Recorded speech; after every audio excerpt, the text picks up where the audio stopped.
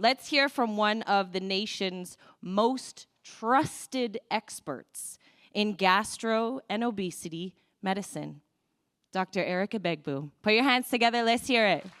Morning. It's almost afternoon anyways, but good morning to everybody. It's exciting to be here, and thank you. I've met some of you already, and just fantastic. The fact that many of you travel all around the country to get here today just shows the commitment you have to advancing yourself, discovering and finding solutions, and it's so fantastic. And so proud of what Pop has done and what they've been able to put together this weekend.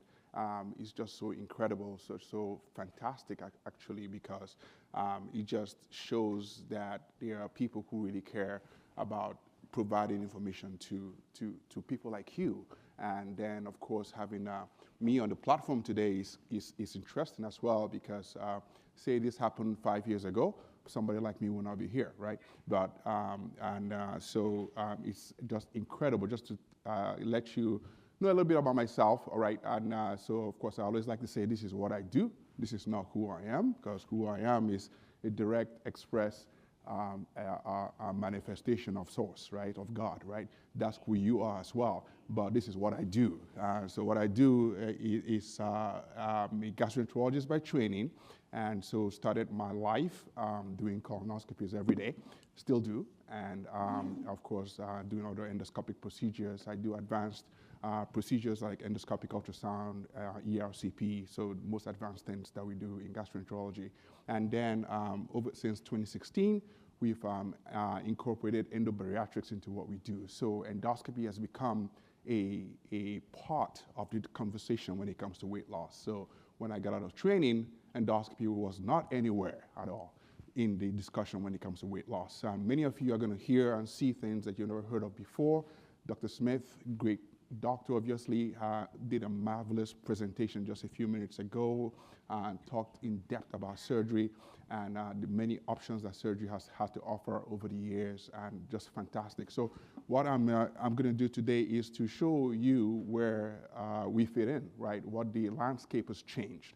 So if you look at that slide there, you know, I like to say it's before the endoscopic era and before GLP-1s, this is what the landscape looked like. And then you look at the current landscape is changing. What you find when you look at this pie chart is quite interesting, that in the beginning, of course, surgery, you know, is estimated to be 20% of the option or the solution that people sought. And then, of course, now with the introduction of GLP-1s and endoscopic therapy, see what's happening there. GLP-1 is now the leader, right?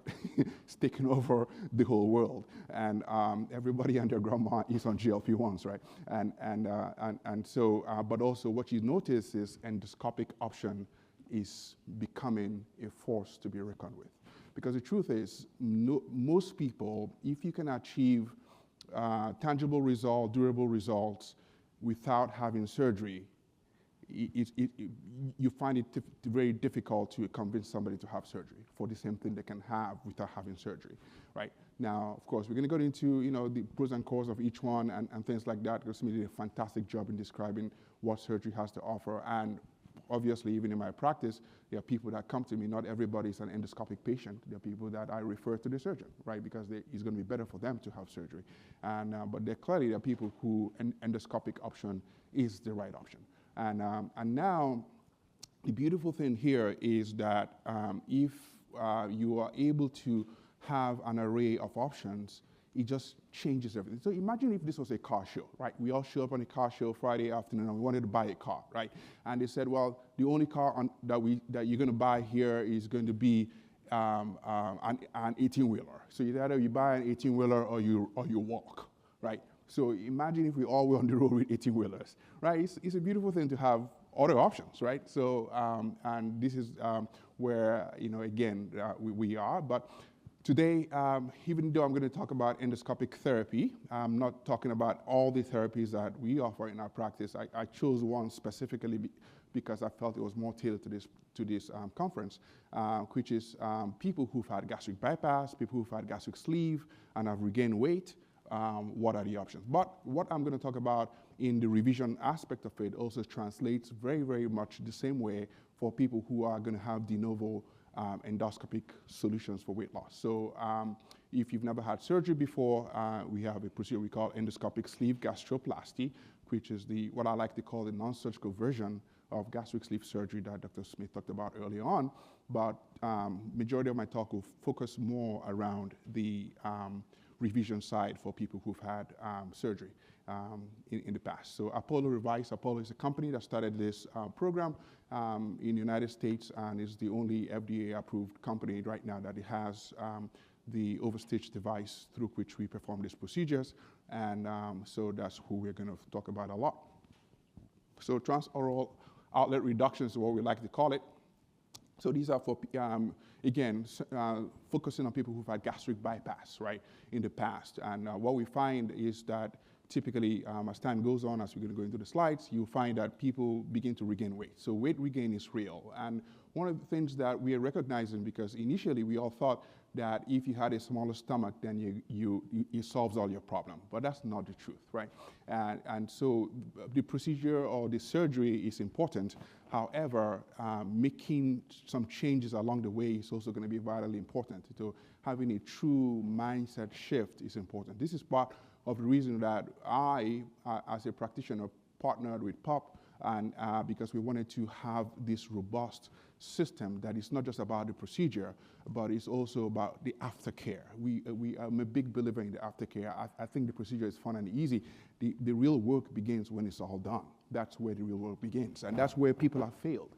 That's what the system failed a lot of you, is that they did amazing surgery, and then they say, go away and order the kids' menu. That's literally what a lot of bariatric patients were told. Order from the kids' menu, you're going to be fine. 10 years later, you're no longer fine. And back in those days, when you went back to your surgeon after you've had your bypass surgery, and they say, well, nothing we can do, join Weight Watchers, good luck, bye. Now, thankfully, we have options, right? So we have options from GLP-1s, we have options from endoscopic revision, which is what we're talking about today. All right, so this is my dear patient, actually came from the state of Kentucky, where my dear friend Dr. Smith is from. She came to me from Kentucky. My practice is here in North Carolina. We have 3 locations, one here just outside of Charlotte, and then 2 in the eastern part of the state, close to the coast, close to the beach, where it's always fun and wonderful. But anyway, so this lady comes to us from Kentucky, and of course she's had surgery, and it's been about 10 years or so since I've got gastric bypass surgery, 55-year-old lady, and lost about 100 pounds at the time. It's doing great, wonderful. Likewise, again, what I hear oftentimes in consultation is I say, well, what kind of aftercare did you have? Well, after the surgery, I met with the dietitian for a couple of weeks or months, as the case might be, and then I didn't hear anything from my surgeon anymore. And I just went around and I just did what I thought I should do. And that's what most people do. That is the part of the danger right there, because there's a lot involved with obesity. Dr. Smith and the other speakers who were here have actually identified obesity is a disease. It's not a social stigma, right? In the past, people felt, if you're overweight or whatever, then that's a moral failure. That's because you have no self-control and blah, blah, blah, blah, blah.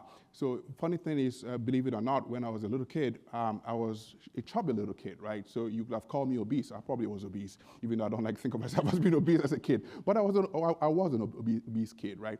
And I grew up in Nigeria, and back then there was a few Western movies that we used to get back then in Nigeria. One of them was Bonanza. How many of you remember Bonanza? Yeah, okay. Everybody remembers Bonanza. Well, so in Bonanza, there was this character who was, what was his name? Dan Blocker, right? A horse, right? Horse was a big guy, right? Dan Blocker. And then there was another guy called Michael Landon. Michael Landon was a sexy guy, cute, handsome. Every girl had his picture on their wall, blah, blah, blah, right? Yeah, and so I wanted to be Michael Landon. I didn't want to be Horse, but everybody called me Horse. Yeah, because I was a big kid, I was a big obese kid, so everybody called me Dan Blocker.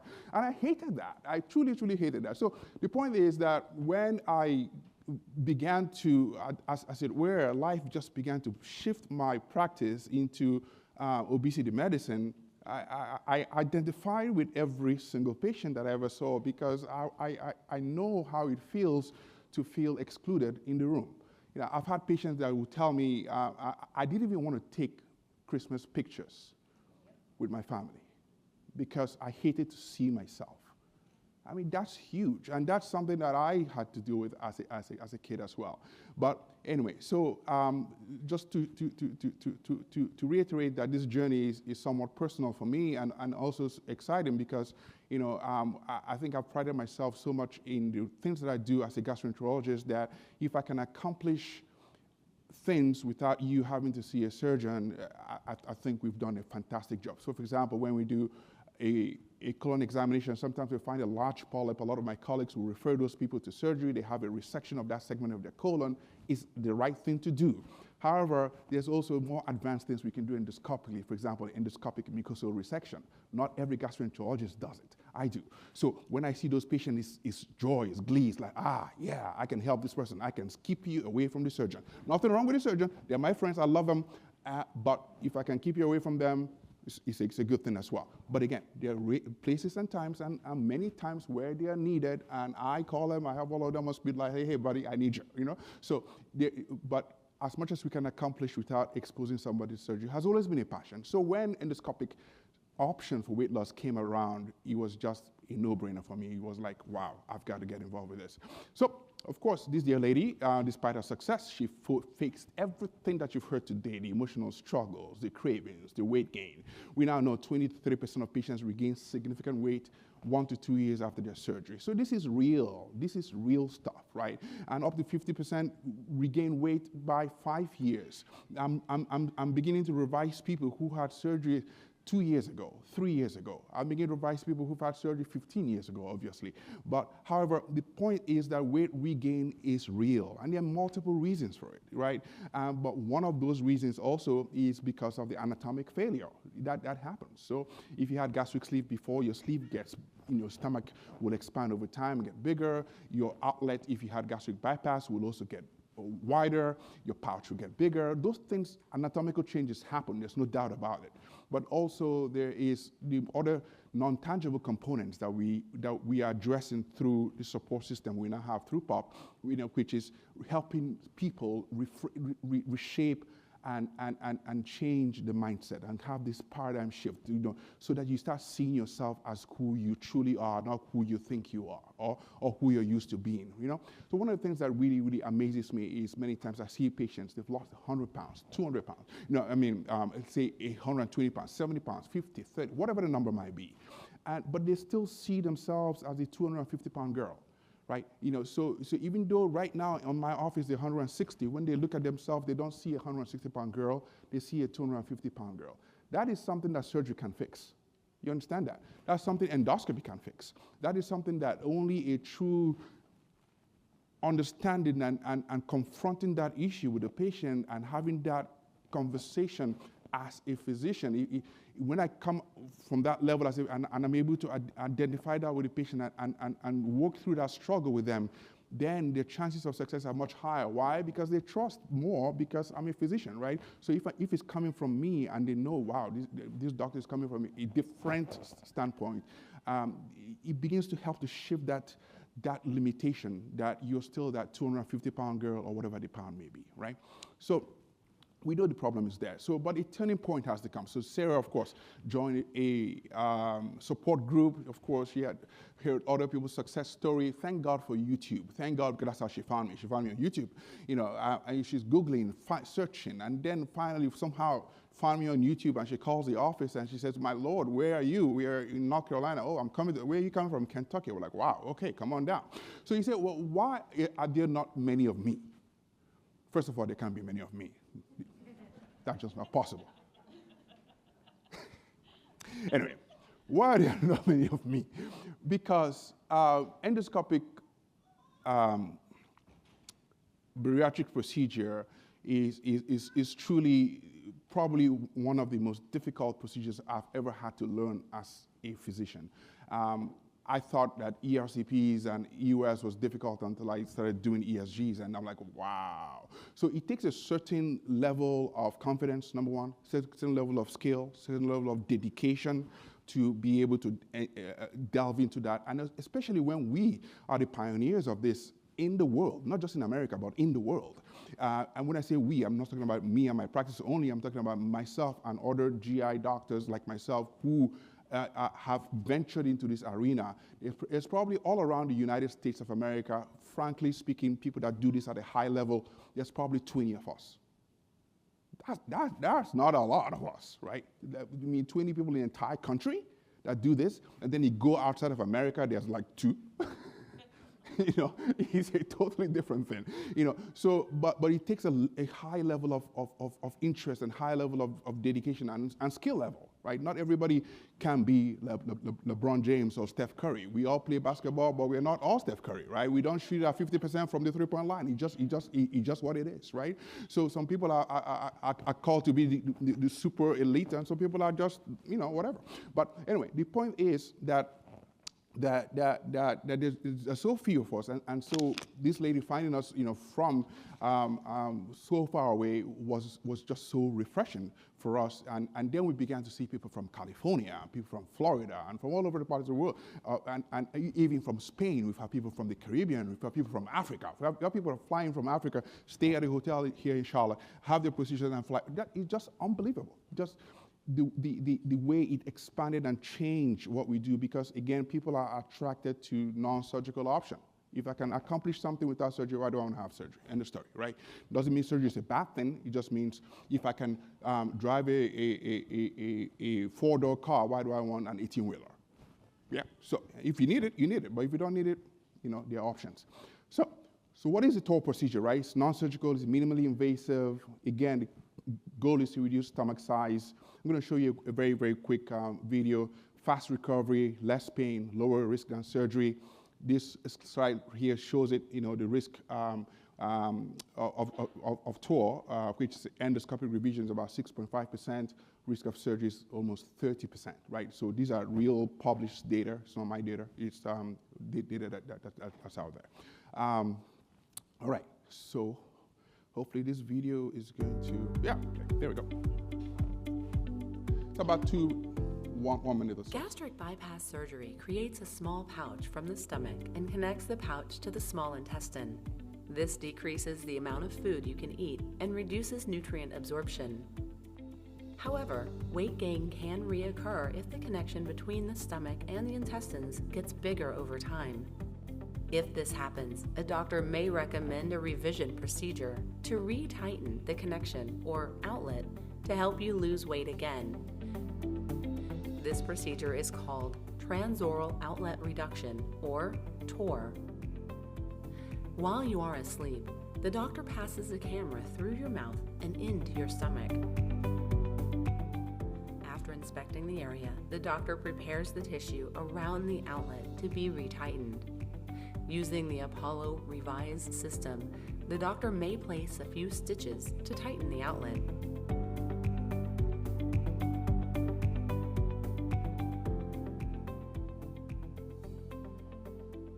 Or may sew completely around the outlet to tighten it into a smaller size. If needed, the doctor may use 1 to 2 stitches to retighten the stomach pouch as well. With the outlet sewn into a smaller shape, you'll eat less and feel full faster. This advanced endoscopic procedure, performed with the Apollo Revise system, does not require incisions, meaning no scarring and less time away.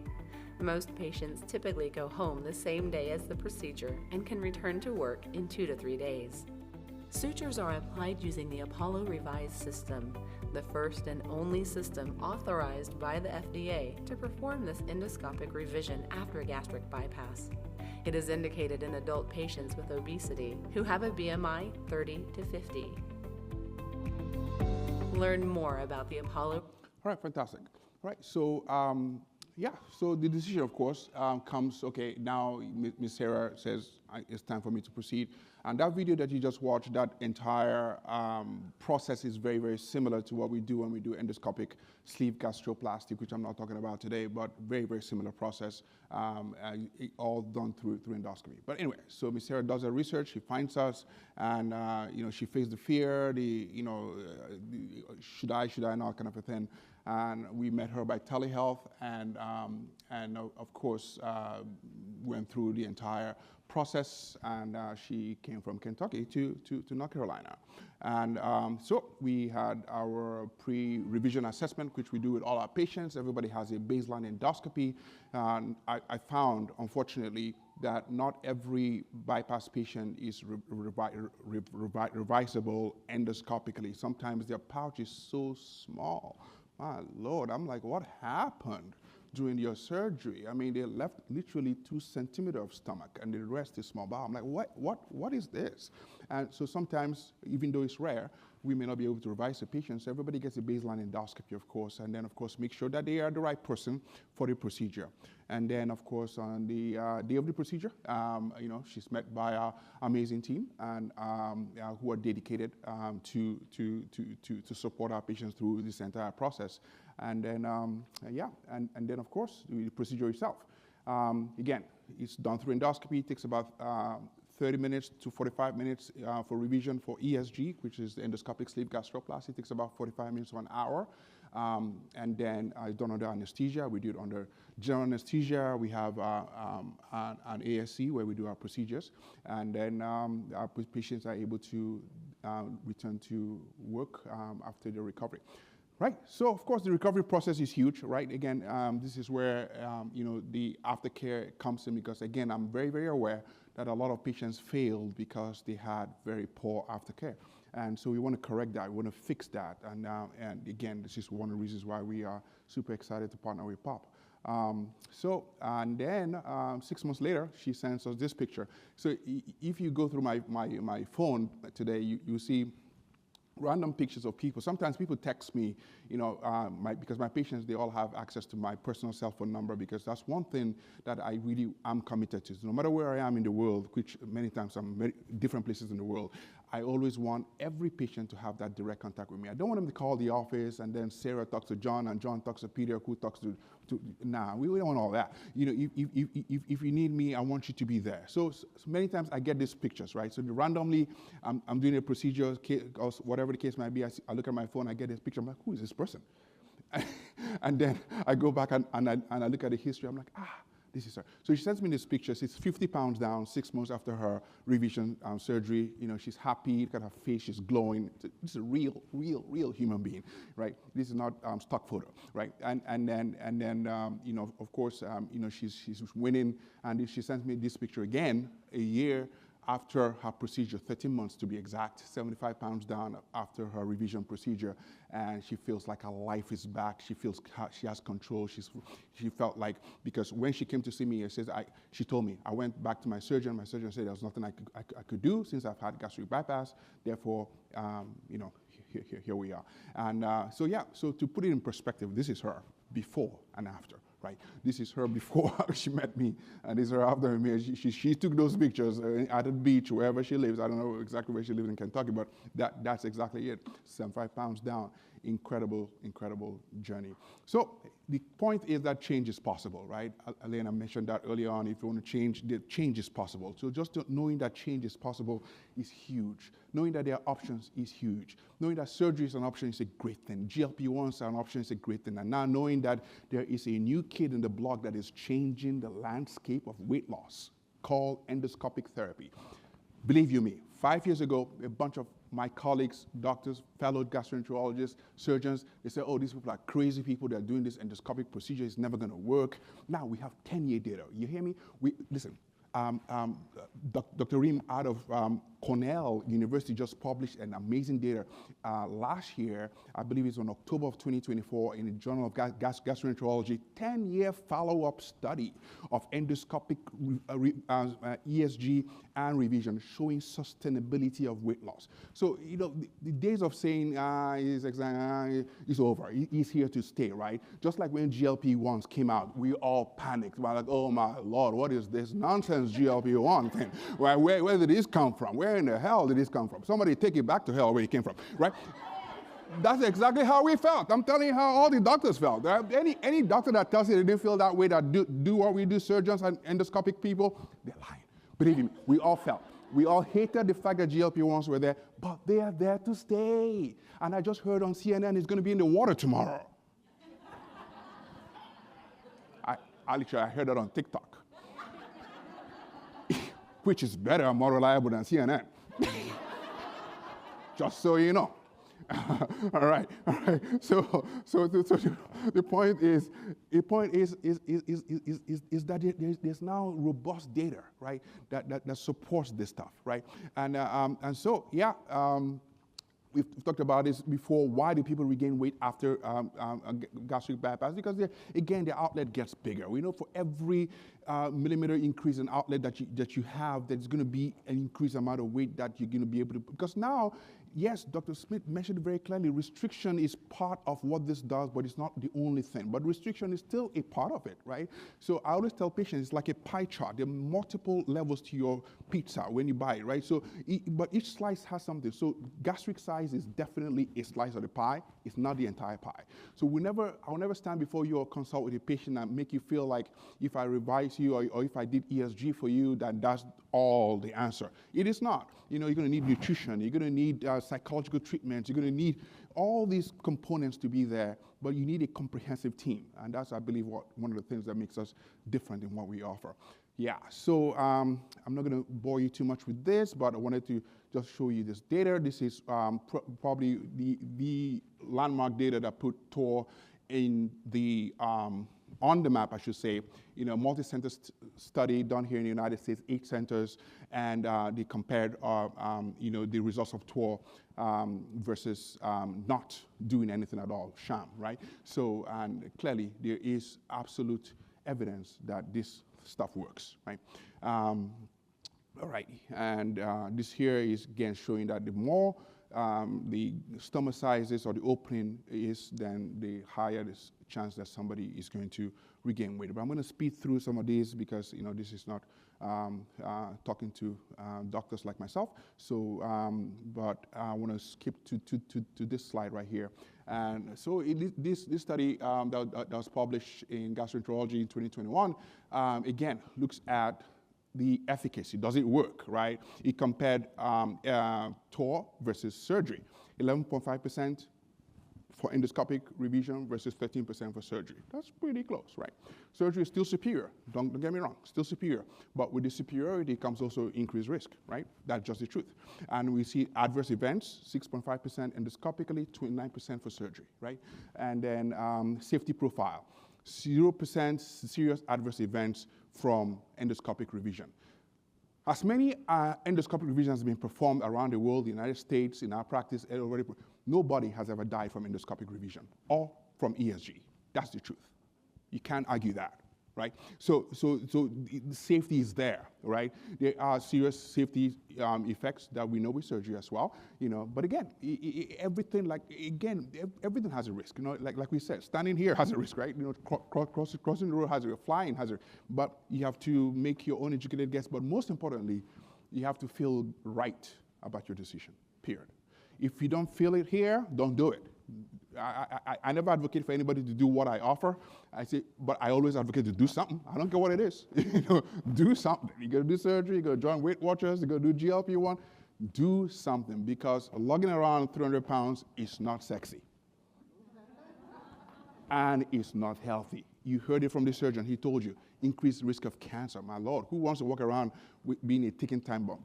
You don't want to do that, right? Who doesn't want to be able to get up and run with their grandchildren? And your grandchildren say, "Papa, come on, let's go run." You're like, "Oh, hang on." No. You want to get up and go, right?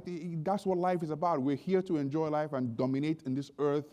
We're here for a specified period of time. But while we're here, we're supposed to be expressing the fullness of who God is through us.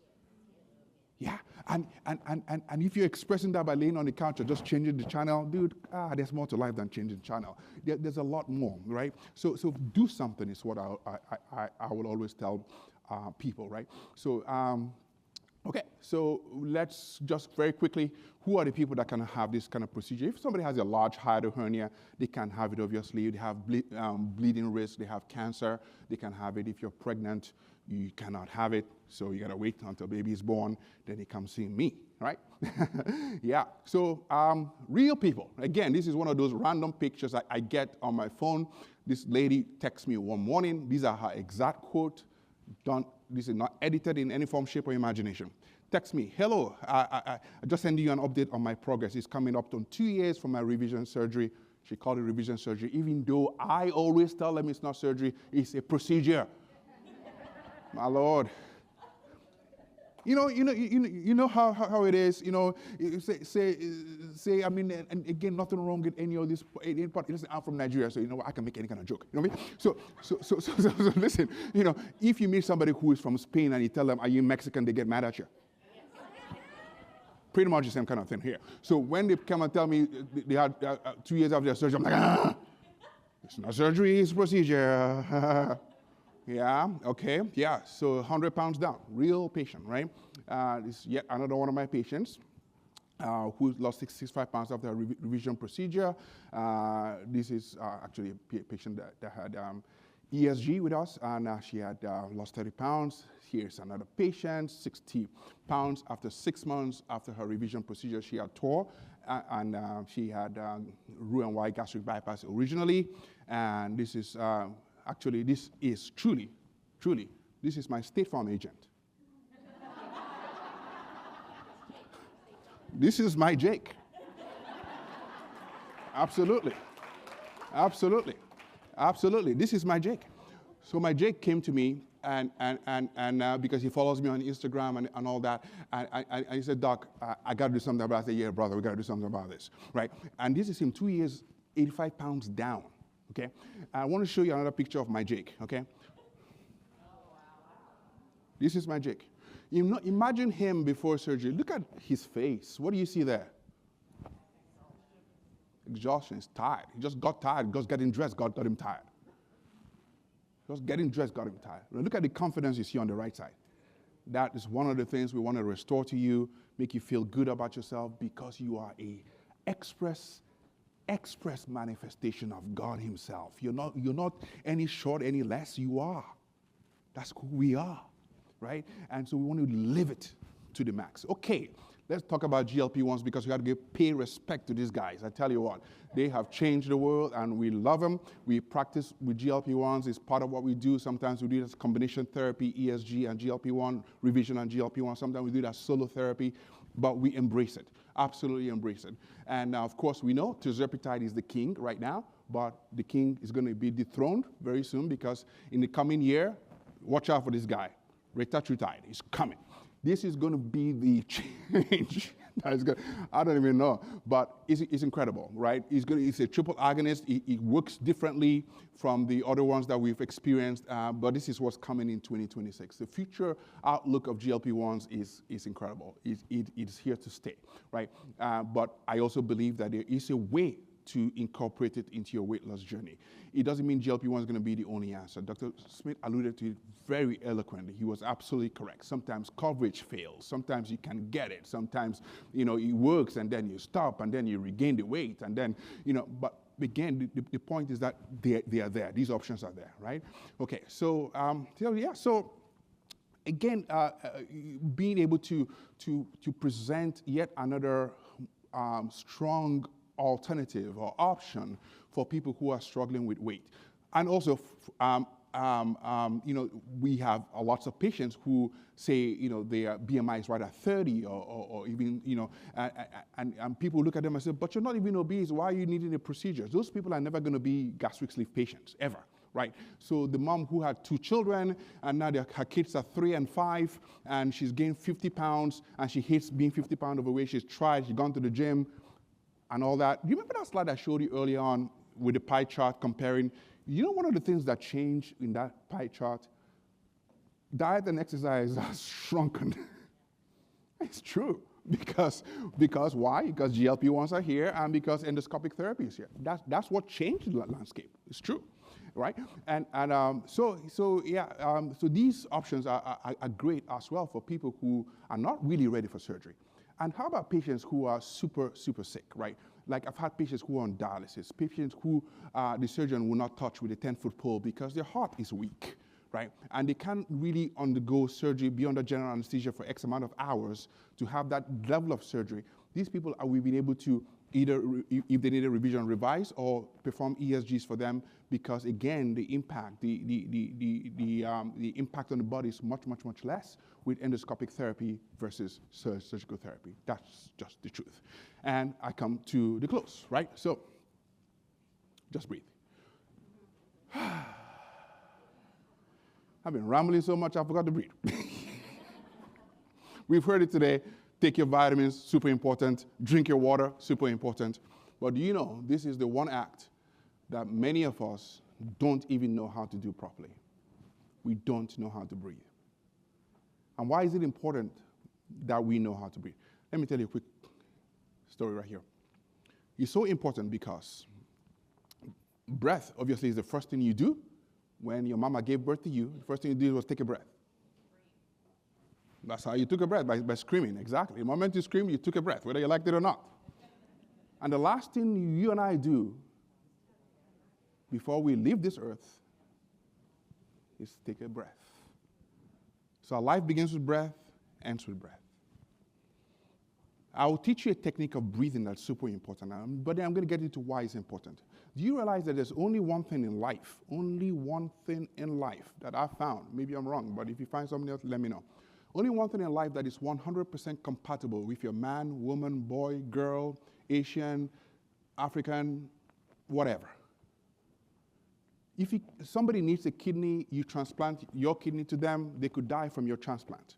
Somebody needs a heart, you give them your heart, they could die from your heart because your body rejects it. There's only one thing our body never rejects.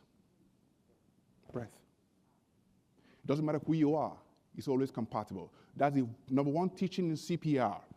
Rescue breath. You know why?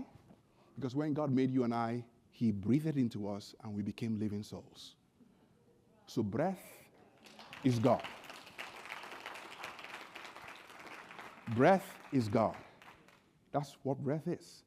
So when you see somebody, and this is so important, maybe I'm digressing a little bit, but when you see somebody and you're mad with somebody, and you just remember, as long as they have breath, you're kind of mad at God. It's true.